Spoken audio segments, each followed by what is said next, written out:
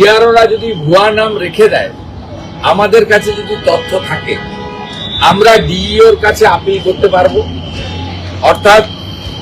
District electoral role registration officer মানে DM,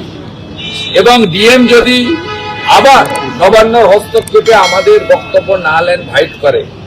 আমরা কিন্তু ফাইনালি সিওর কাছে আসতে পারবো, এবং সিও যদি রিজেক্ট করে তখন আমরা কোর্টেও যেতে পারবো। অর্থাৎ যে মূল উদ্দেশ্য নিয়ে মমতা বন্দ্যোপাধ্যায়ের অভিযান, নাটক ড্রামা,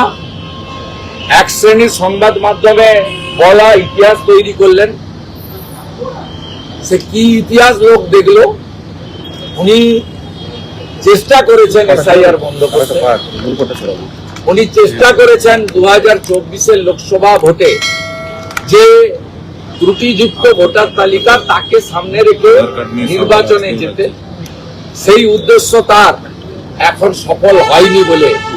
আমার মনে হয়েছে, এবং এটাই হওয়া উচিত।